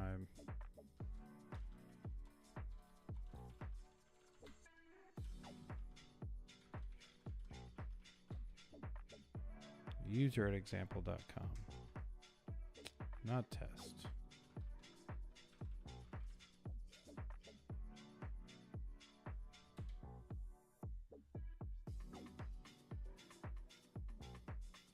Okay. Further. Start new session. Wrong number of arguments given. 2. Expected 1.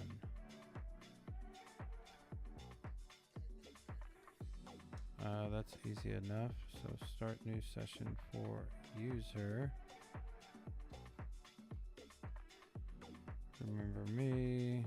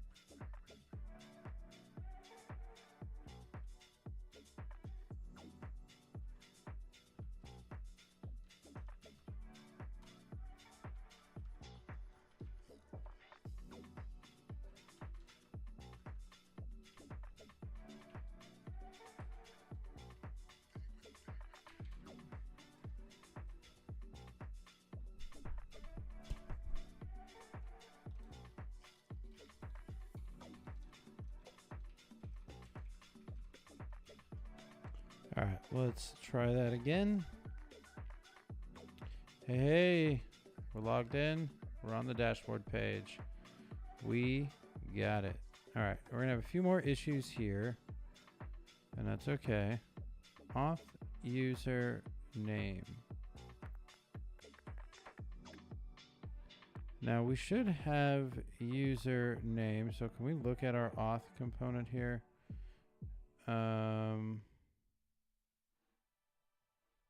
It might not load because of the error we have.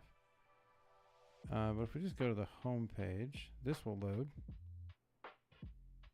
And we can see here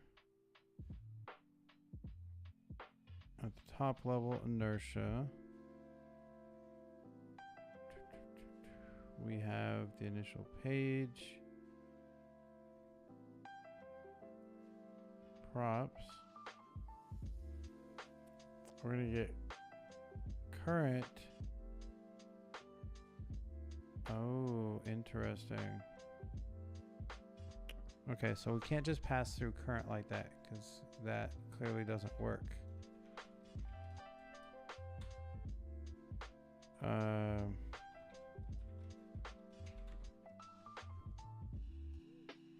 So current gives us the user and the session, right? So auth.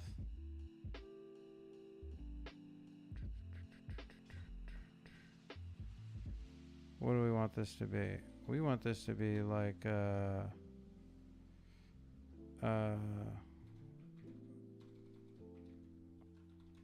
open struct, and we're going to say user current.user session current.session and name. Well, no, that'll give us the object there, and then we'll dot to JSON that, and that should properly serialize it back. Let's see.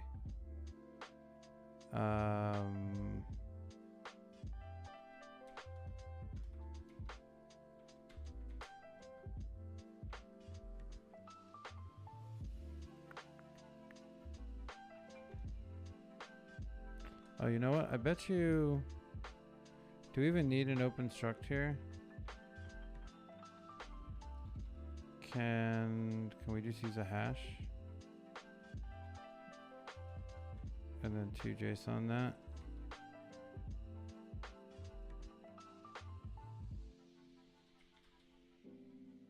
Yeah, that's what I meant.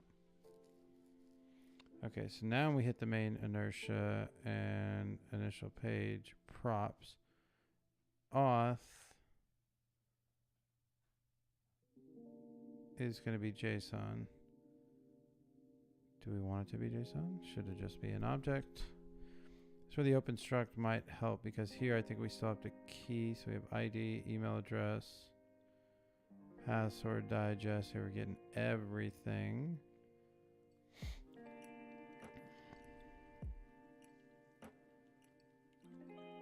Which I don't think we want. I think we want current user pluck ID name. And this is probably an open struct here. So let's do this. Let's do a private method def auth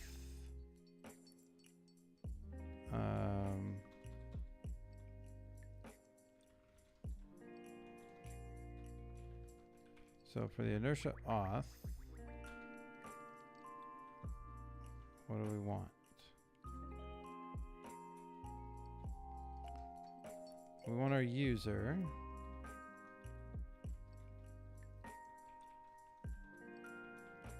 Right, but I think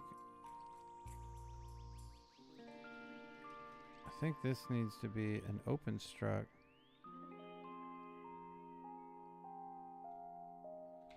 And then it's like ID is current.user.id.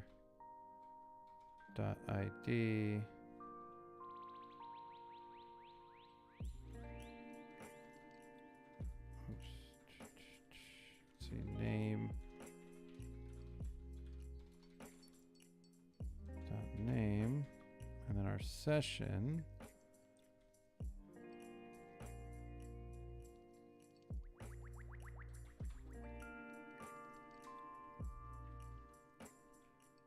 okay, and then to share this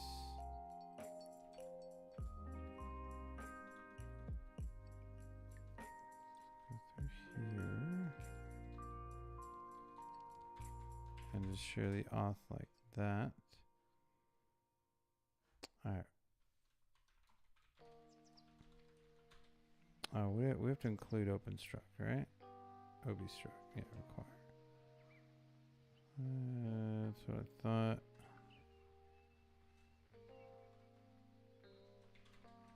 Okay. Let's reload that. Look at our inertia data. Initial page. Props. Then we get auth. User.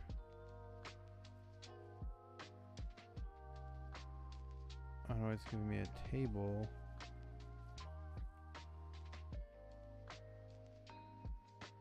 And the session data, which I guess I don't need the session data. What do I really need off of auth user?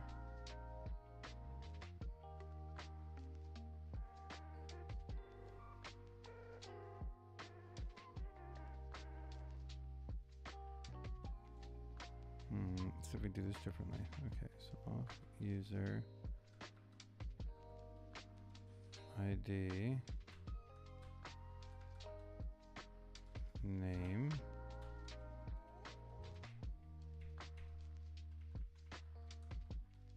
and I guess we don't even need session right now. We don't need that.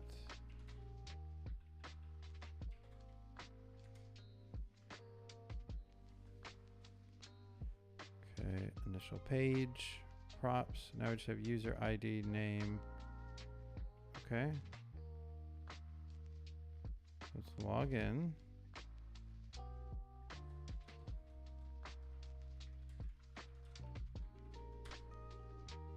Okay, now we're going to get redirected to our dashboard page with errors. Okay, so let's reload. There we go. There's our first error. We can't get auth user name.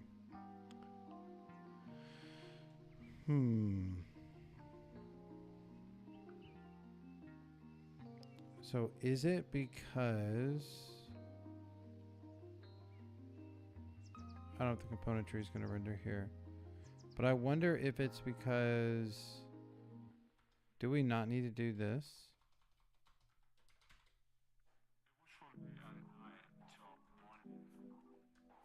Ooh, we don't need a 2JSON, so that must get serialized already. There we go. We are in.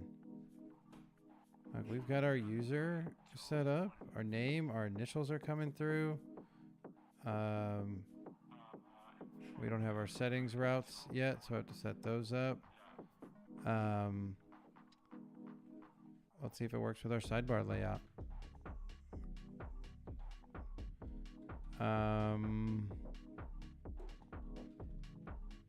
Let's go to dashboard. And then this is going to be an app layout. So layouts, app layout. And we're going to choose app sidebar layout. Save that. Come back and we're there. We're in there.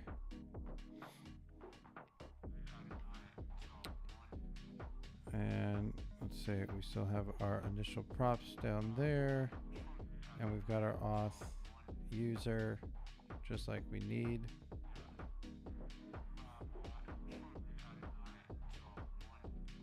That's fine. And we can obviously update that. Okay. Cool, man. Let's change this. We have our dashboard. Can we log out?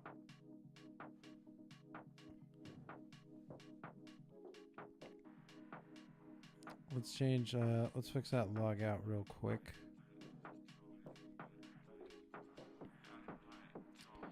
Just so we can go kind of full circle with this. All right, so components.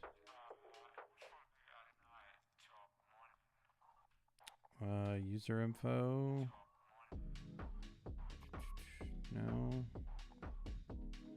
Nav user. Drop down menu. Log out. Okay, and this is going to post to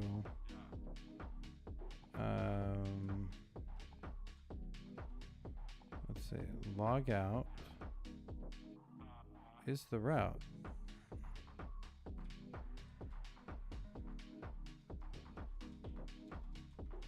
So check log out. Yeah, it's log out. It's a delete. I mean, that's it. Okay, so we just need to change it to slash. Right? If it's like our other one, so it's just slash log out. Let's come back here, reload. Now we're gonna come down, hit log out. No route matches post.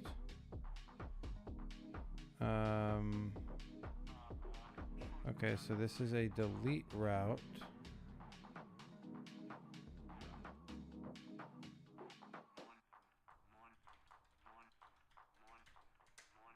Does that work?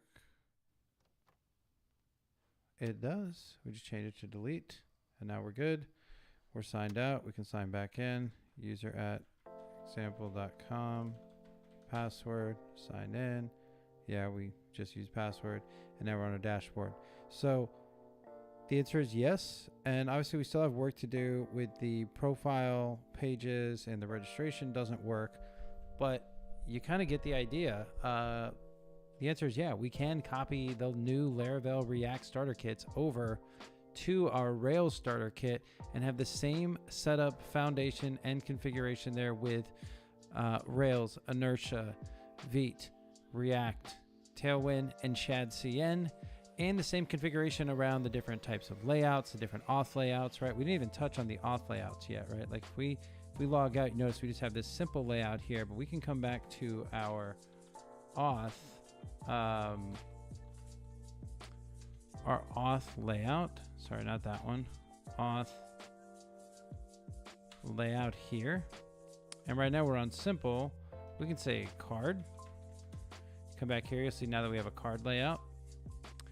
And we can come back here and say split, which is my personal favorite. And you come back here and now we have a split layout, right? So it's that easy. And that's one of the things that's really cool about the Laravel starter kits. And so I'm super excited to bring these over into the generator. Now we just have this in the host application, so I'm gonna have to extract it from the host application back into the generator, replace some of the other things that we have there, run a few tests of generations to make sure that everything is working as expected. We've got to build out the registration and we've got to build out the profile pages, but I think then we'll have a pretty complete package on pretty much on feature parity with the Laravel equivalent. And yeah, as soon as it's ready, I'm gonna throw together a landing page for it, probably use GitHub Pages or something, and then I will post the link to the repository. I'll come back, make sure to update the description of these videos once it's ready. But yeah, hopefully, you know, after a couple more streams, this thing will be ready to use, and we'll throw it out there, see what people think. Hopefully people like it. I think it's a huge time saver when starting new Rails apps, and I hope it can help you save some time so you can build something awesome instead of spending time with all of the unnecessary setup. And again, this is just the beginning as far as the starter kit. I want to add a handful of production gems into the application to get it set up the way that I like to build Rails applications, so that every time, and I'll make those configurable, so if it's not your preference, you can opt out. It's totally fine. But I want to make it to where I can say Rails new, pass in, install my starter kit, and I'm ready to build my first feature. I'm not thinking about how do I configure anything else in my dev environment. I'm not thinking about what other gems do I need to install for authentication or authorization. I'm not thinking about what other library I need to get going. I just start building, unless there's a gem or a library I need for the feature that I'm working on, right? But I can go straight to working on my first feature and not worry about all of the other setup up front. And it just removes so much cognitive blockage and overload from getting started on things. And I think that's going to be awesome. With Laravel, game changer. So cool, so fast, and especially when you couple that with Laravel Cloud, amazing. So I'm definitely going to be building more PHP apps in the near future. I've got one I'm working on now, and we'll pick this back up in another stream. So until then, I hope you enjoyed it. Hope you got something out of it. We finally got there. We've got the starter kit. It's starting to look really, really good. Obviously, we'll need to update it to look like Rails again now that we have the Laravel version in here. So we'll kind of reset that to what we have when we do the merge. But I hope you got some value out of it. And until next time, keep coding and I'll see you then. Later.